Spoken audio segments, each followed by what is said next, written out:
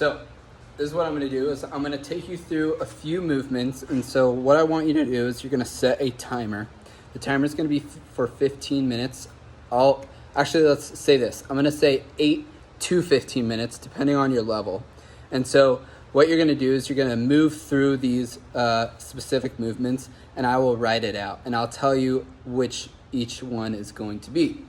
So the first one, what we're going to do is you're going to go for a squat. And so a squat will look different no matter who is doing it. And so for my squat, I like to be about shoulder width apart and keeping my chest up, and I'm sinking my hips down, and I like to sit below 90 degrees. And so 90 degrees for me, or 90 degrees is about right here. I like to sink my hips a little bit lower.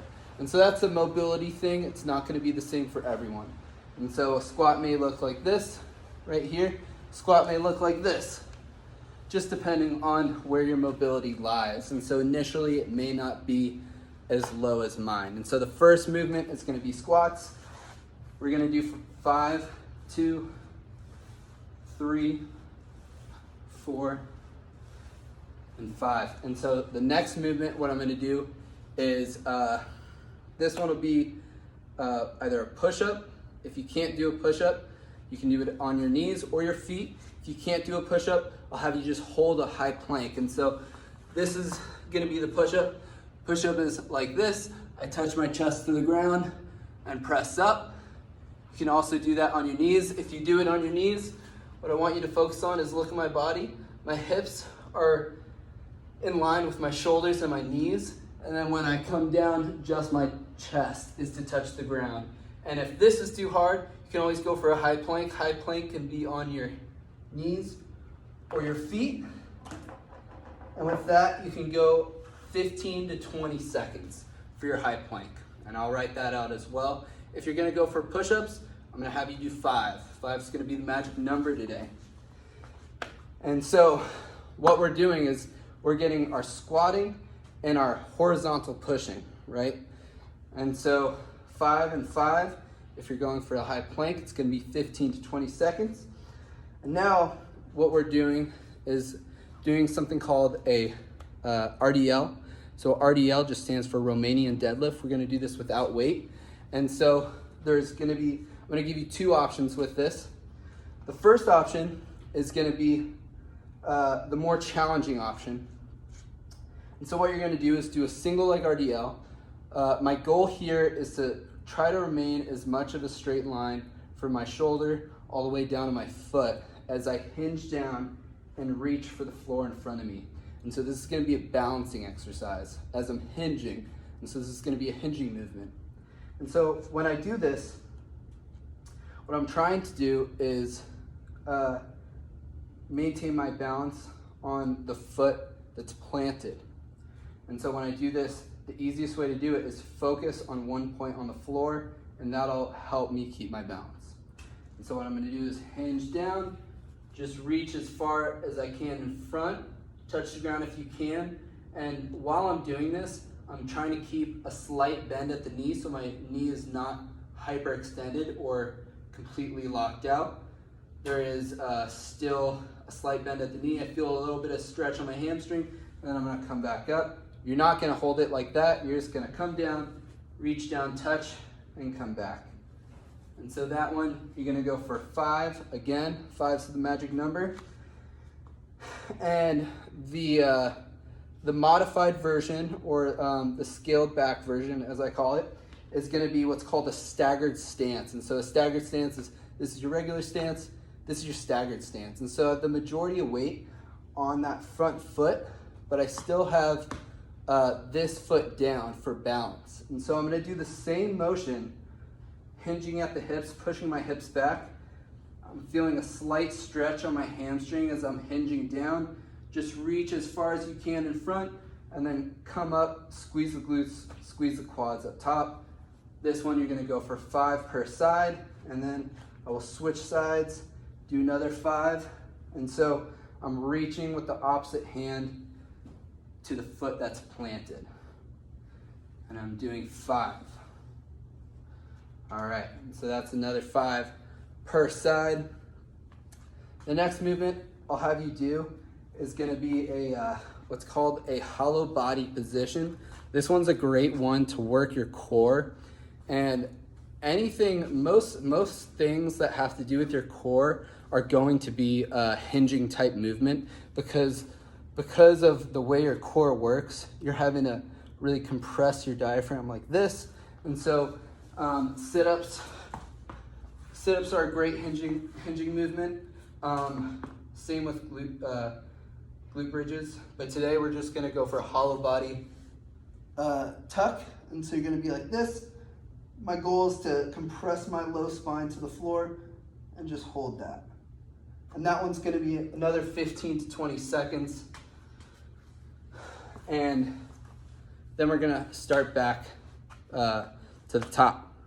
And so what we did, just to go over it one more time, is you go in squats, 5, 2, 3, 4, 5, and then the second movement is push-ups. We're gonna go for 5. So remember, you can do this on your feet, you can do this on your knees. If you can't do push-ups, then go ahead and just hold the high plank. This is the high plank. And so push-ups, if you can do push-ups, you're gonna do 5, 2, 3, 4, 5. And then we're gonna stand it back up. The next movement is a single leg RDL. So I'm gonna do the advanced version, but remember, you can always put that foot down and do the scaled back version and work your way up to the single leg. And so I'm gonna reach down, touch the floor. That's 1, 2, 3, 4, and 5. Now I'm gonna switch sides. 1, 2, 3, 4, and 5. All right, and so the next thing that we're gonna do is do the hollow body tuck. And so with the hollow body tuck, what I wanna emphasize is we have this natural low back arch. You can kind of see mine. And so when I lay down, my low back is actually not even touching the ground because I have that low back arch. It's completely natural. There's nothing wrong with it. It's just our anatomy. But what I want to do in the focus of this is using my core, I'm pressing my low spine to the floor. And so the hollow body tuck, your knees are going to be up like this, and you're trying to keep your shoulder blades off the ground while maintaining this flexed position. And so if that is too hard, you can always do it with your feet on the ground to scale back and just hold that. And you can hold it with your arms up, you hold it with your arms down. Just try to hold that flex in the core and keeping the shoulder blades off the ground. And so those are gonna be your movements for today. And so this workout is basically meant for you to set a sustainable pace. And so it's all about setting like a nice, easy pace, especially like to start off. You just wanna get some good quality movement in. And so what this is doing is giving you movements that you probably wouldn't normally do throughout your day. And so you're getting some hinging motion, you're getting some vertical pushing, or horizontal pushing rather, and getting some core work in. And so in order for us to do any sort of pulling exercises, which is one thing I didn't include, pulling is gonna be either horizontal or it's gonna be vertical, which is pulling up this way. And so in order for me to do any sort of vertical pulling, I'm gonna need some sort of resistance for that. And you can create tension in your pulling like this with just your body weight, but having some sort of resistance is always good.